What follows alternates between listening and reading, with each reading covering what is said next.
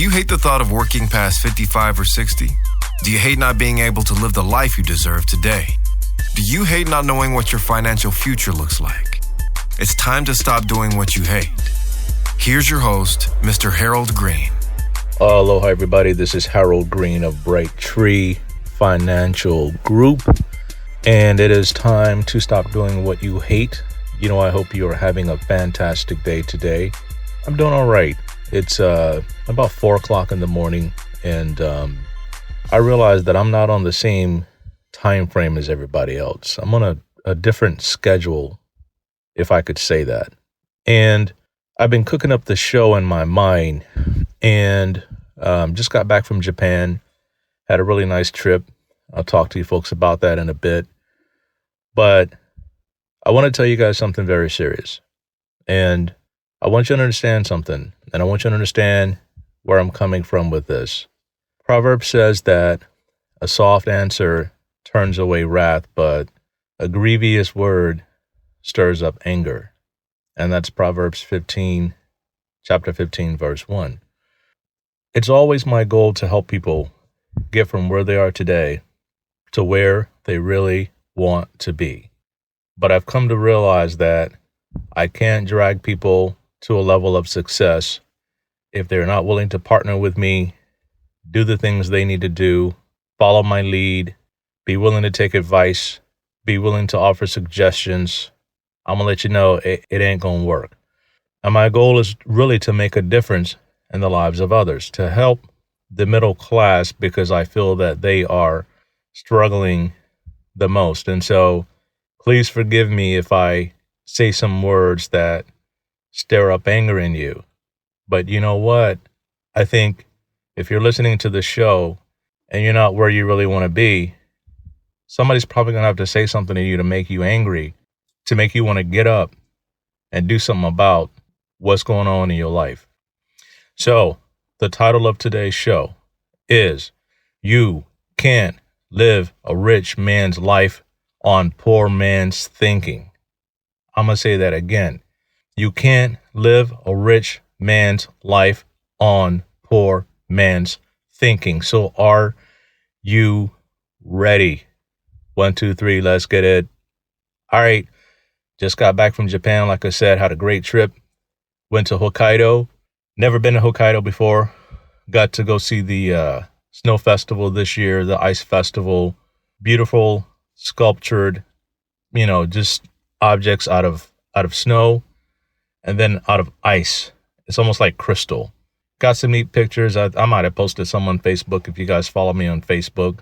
If not, check me out. It's my name, Harold Alfonso Green or Alfonso Green. Either one, and just kind of look at some of the things that I got to experience. And my wife and I watched this documentary series on this guy. I'll just call him Masan for short. But it's the story about the founder of the Nikka whiskey factory up in Hokkaido, Japan. And this man was brilliant. Came to America, learned about certain things, whiskey making, went to Scotland, learned about whiskey making, met the love of his life, Japanese guy, ended up marrying a girl from Scotland, took her back to Japan, and he started the Nikka whiskey factory or company. And it's a very, very heart-moving story about how this man had to fight for everything, how he had to convince others that, this was a legitimate dream, this was a legitimate thing that he was doing. Went through the World War II or whatever it was when, we had those issues where, the Pearl Harbor, all of that, and the Americans came in and started taking his whiskey. I mean, if you can find the documentary series, it's pretty neat. So I got to realize a dream of mine of going and visiting this factory. We even went to the house of one of the people who founded, who helped pay and pave the way with financing for this man's company. And it is a very emotional thing to go and experience these things and to realize these dreams. And it was a really good trip. Got to meet with family, got to experience some of the best things in the world over in Tokyo. And, if you've never been to Japan, you got to go because they always do it right. They always work at such a high level.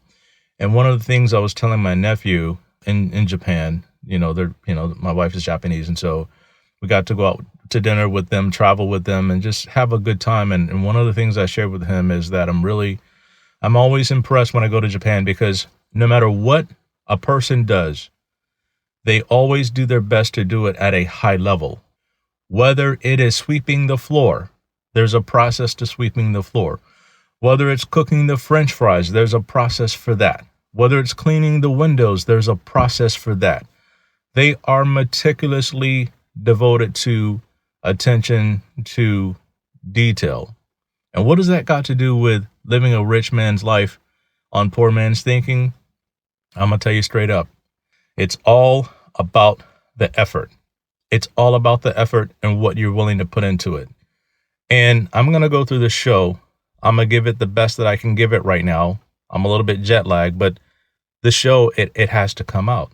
I don't know why it's coming out. It's like a baby that needs to be delivered. When it's time to go, it's time to go. Whether you sleep, you just went to sleep, the baby's coming, you got to get it out.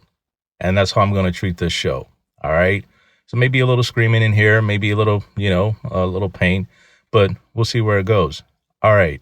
So coming back from Japan, and I'm going to start with this because it got me a little bit bothered.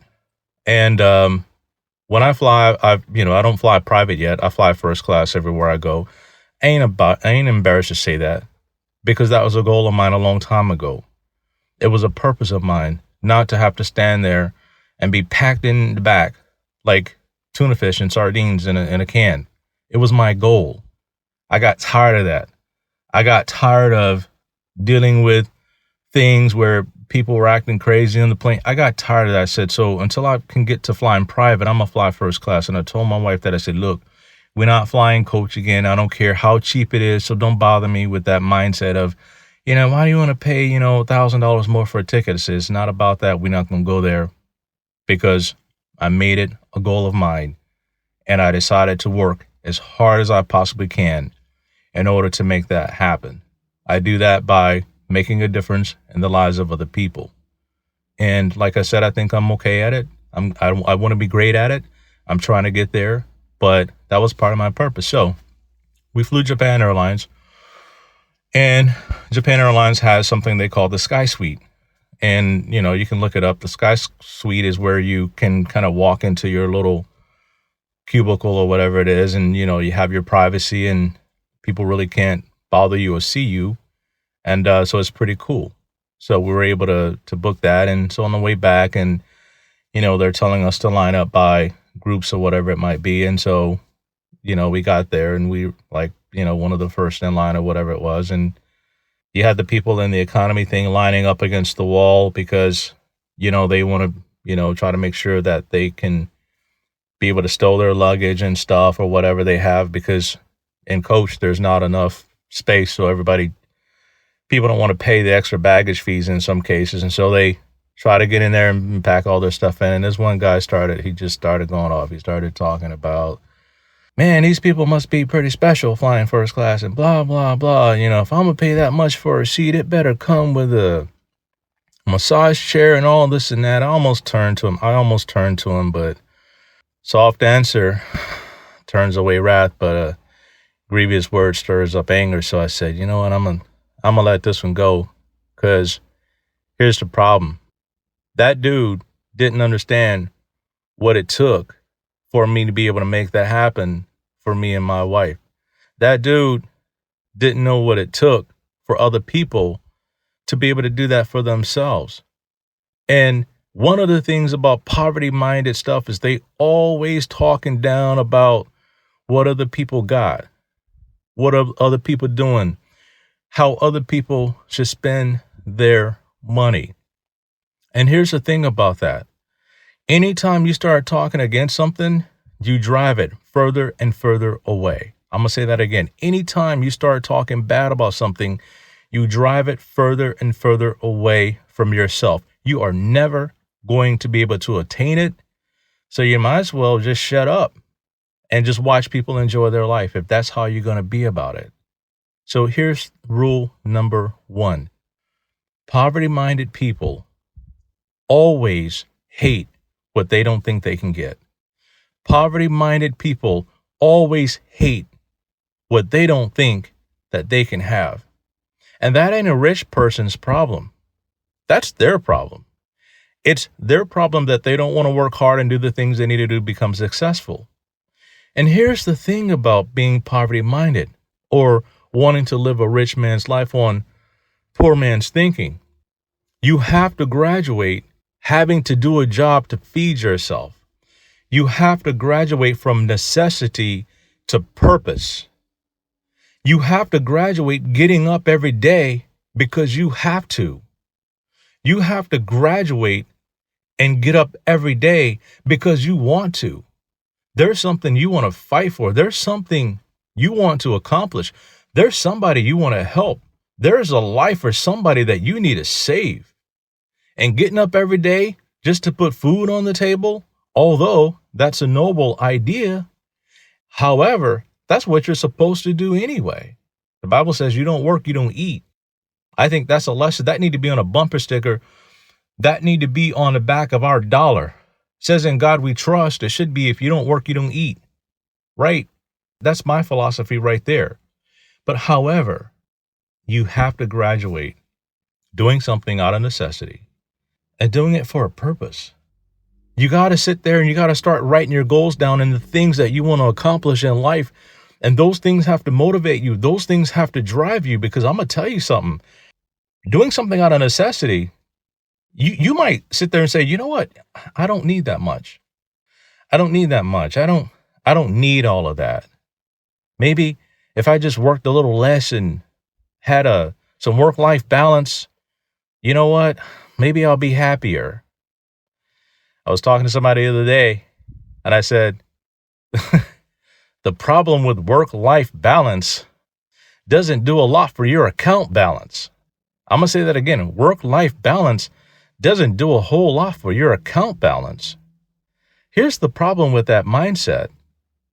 Everybody ought to have things that are equally weighted. You ought to be equally weighted, even keeled in all areas of your life. Your marriage, you got to spend time with your wife and nurture that relationship. Got to have a purpose for that. Your children, you got to have a purpose for them, right? Yeah, they can have their own goals and dreams, but my purpose was to raise kids that are going to do great things in the world.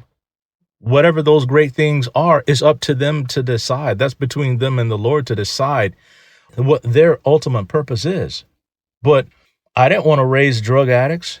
I didn't want to raise gangbangers. I didn't want to raise career criminals. I wanted to raise people that other people would respect. That was my purpose for my kids, and what they did with that, that's up to them. But if you're coming at this from a poverty mindset, you may think a little bit differently about your kids and how you raise them. I'm not going to get into that too much. Maybe that's another show, right? But graduating the necessity of having to get up and make money to pay bills, man, that gets you tired. That gets you tired. So I'm part of the Porsche Club Hawaii. It's not a huge club, but you got some very wealthy people in that club with some very fun cars. Very fun cars. Very interesting stories. So we get together probably every quarter or something like that, and we do a drive around the island, and you know, you get to talk to the guys, and you know, they talk about the specs, and just there's ladies in the club too with Porsches, so don't get me wrong, right? Equal opportunity, right? You work hard, you got money, you can buy whatever you want. You ain't got to be a man to own a certain type of car. That's gone. Those days are gone. You can have whatever you want if you work for it. So here we go again. So we're out there, and the leader of the group at the time, his name was Andy. And Andy was a disabled veteran. Andy is an amputee. And Andy, pretty cool guy. So we had our windows down and stuff. And so we're rolling up to the beach park, and, you know, there's spaces. So we all start lining up and backing our cars in and stuff. And here we go again, this guy. These guys love their cars more than themselves. This guy's parking in the handicap spot. He must be pretty special. So Andy gets out with one leg. And I just wanted to like go and beat the guy in the head. But again, soft answer turns away wrath, but a grievous word stirs up anger. And so we just looked at the dude, and, Andy got out, and you could see that he's an amputee. But Andy doesn't have the handicap sticker in his car because Andy doesn't drive his Porsche like he's handicapped. Andy drives his Porsche like he's a world champion race car driver. This guy's pretty good. But again, poverty-minded people hate what they don't think they can have. And you know what? I used to have that same mindset. Who would pay that much for a car? It's stupid. You can do something else with the money. I didn't realize that I was putting my mouth against what my future could be holding for me. Prosperity. Now, I'm going to tell you, this ain't for everybody.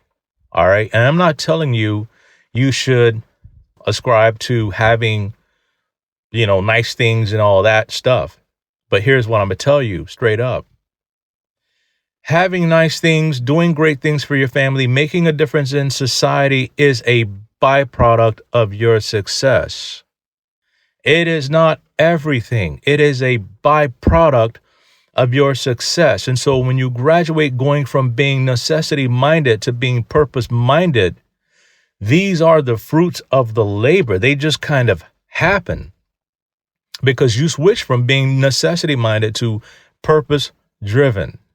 Purpose-driven. You guys probably heard a book about the purpose-driven life. I'm not going to get into that because I don't believe some of the stuff that they talk about, but I have my own way of thinking and being right with the Lord and my own way of understanding what he has for me and the kind of life that he wants to have.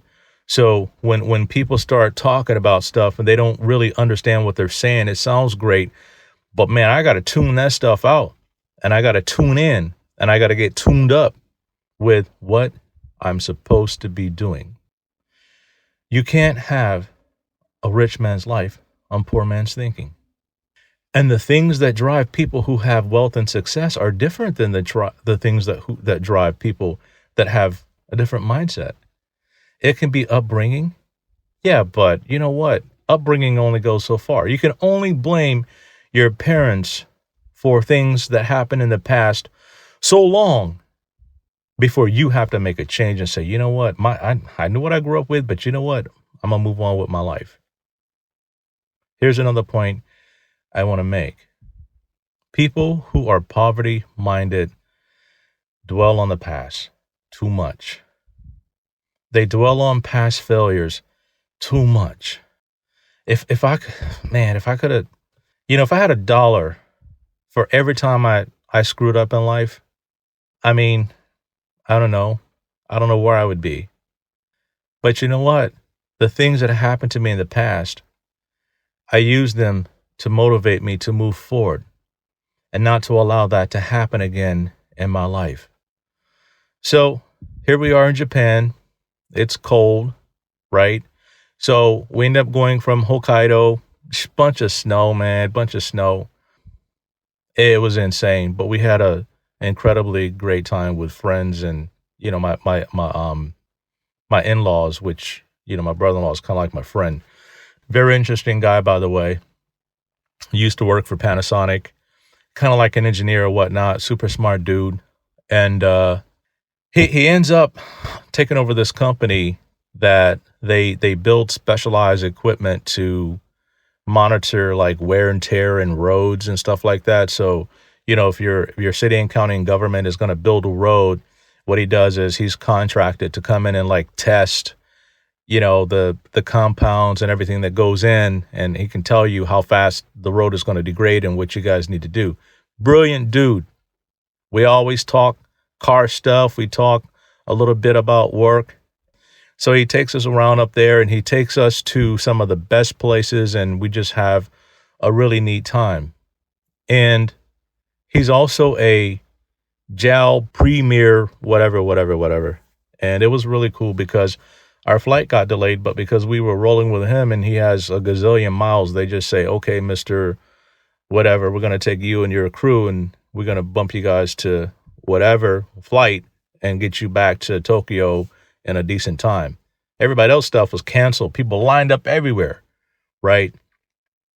But because his mindset is a lot different, there's certain benefits that goes along with him working hard. He's not just working hard to feed himself. It's about purpose. And when you work hard for purpose, other people just kind of get to ride your coattails sometimes. I'm not saying that I want to ride somebody's coattails. I don't ride anybody's coattails, but I do believe God's favor is real. Number one ways to get God's favor working in your life is to turn completely away from evil. That's a different show for a different day. But Proverbs says, if you turn completely away from evil, doing wrong things, doing things that you know ain't right. I ain't going to preach at you guys today because it's early and I'm probably jet lagged, and hopefully I'm not saying any grievous words to stir up any anger. But turn away and you'll get favor. So I had favor, right? A lot of times purpose gives you favor. So here we are again. We get back to Tokyo, check into our hotel, the Prince Sakura in Shinagawa, one of the nicest hotels in Tokyo. I mean, it is clean, as they say in the hood. It's clean. It's dope. It's tight. It's all right. So when we check in, we get there early. Not supposed to check in that early, but we get there early. And my wife goes up and she checks us in, and guess what they do? They upgrade us to the best room, one of the best rooms in the hotel. The price of this room was almost, I think it was almost three times as much as the original room. And we had a view overlooking the Tokyo Tower, which everybody just kind of grovels over. If you're if you're going to buy an apartment or you're going to do anything, you want to have a view of the Tokyo Tower because it's quite spectacular at night. But they upgraded us to that room. I didn't have to pay anything extra for it. Now, could I afford it? Yeah. But sometimes purpose gives you favor that you don't even have to pay for. It ain't even about paying for stuff sometimes. Sometimes favor just happens to you. And some people call it luck or whatever it might be. But I call it favor because favor comes to you a lot when you are living and working for a purpose and not necessity. Poor man's thinking is always about luck. Man, if I just got lucky, if I just win the lottery, if I just, if somebody just gave me a break, it's always about somebody else having to do something for you in order to make things happen. But when you say, you know what, I'm going to live on purpose and not on necessity because I got to, things are going to change for you. So I wanted to drop the show on you because if you're thinking that, look, man, I don't think I can ever get there, that ain't true. You can have whatever you want if you work hard for it, if you work for a purpose and not necessity. I know I'm repeating myself, but it bears repeating because too many people they get up, they meander through life and they try to take it easy. And then they start getting in all these crazy things. And next thing you know, they're on drugs and because they're not living by design. They living by default. And I'm sure you guys have heard this before. You have to design a life. Like they used to have this thing called designer body, right? You got to have a designer life, right? You got to design your life because you only get one, okay? You only get one. You don't get two. You don't get to live twice and come back, right? You only live once, and then there's the judgment, as the word says. Live once, and then there's the end. And so you got to make the best of it. And so I wanted to share with you guys the show, share it with you all. Want to give you some encouragement that you can make it happen. And finances should not be an obstacle for us to make things happen in life. But you know what? Finances are an obstacle. They're an obstacle for a lot of different things because not all of us were born with a trust fund. However, you can create a trust fund if you work for purpose and design. You can create trust funds for your kids and your family and generations. You'll be able to do that once you begin to define your purpose. And one of the things I do with folks is I help them with their finances. We create a game plan, and then we put that plan into place. But my job is to work with the financial side while you work on your purpose side. Your purpose will generate you the revenue to fund your financial plan. That's not the problem. So if you got your purpose going, great. But if the finances are a little janky, as they say, and you need to have that stuff looked at and checked out to make sure that your plan is operating efficiently and as smoothly as that can possibly be, then look me up.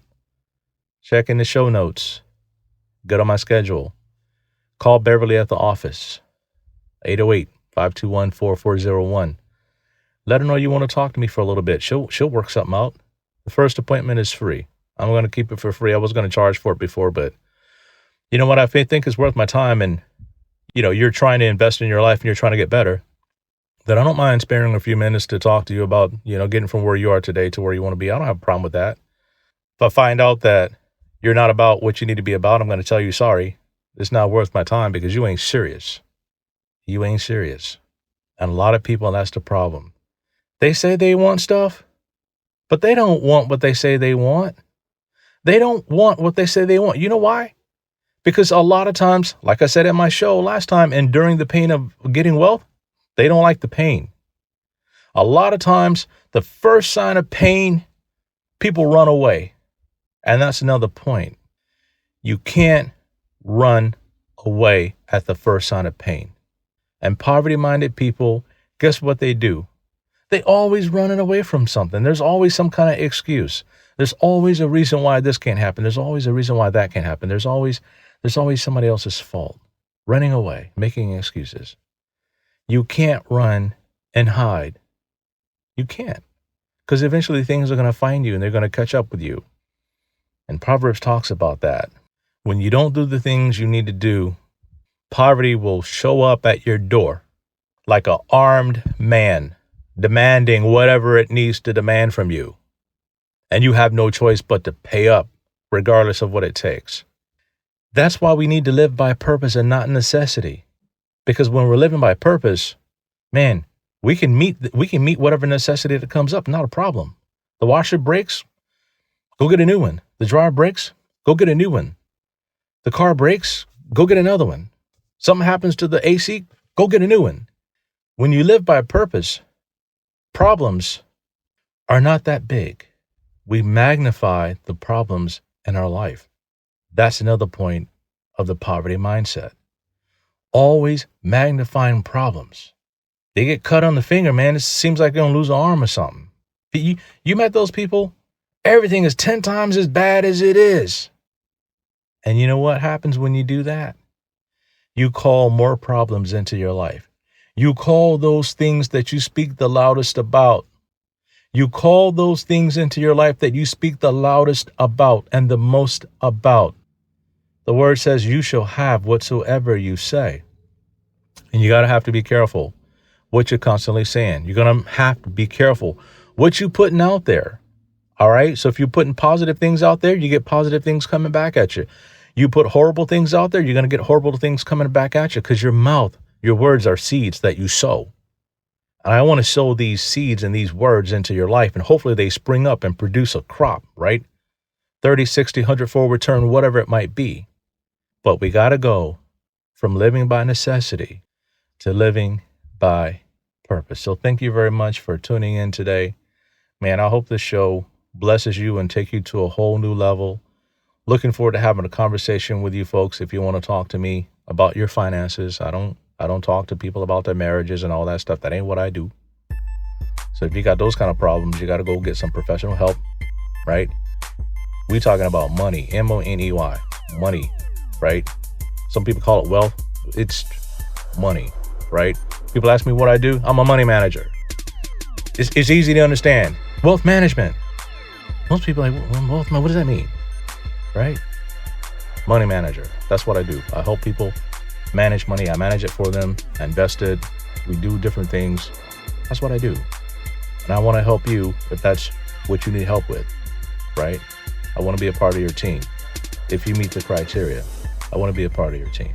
I want to partner with you to do great things in life, to have great stories you can tell to your friends and your families, to help you become somebody that is respected and that other people look up to because you are living by purpose and not by default or necessity. So thank you. I appreciate the opportunity to share with you. And until next time, everybody, 1, 2, 3, let's get it. This is thepodcastfactory.com.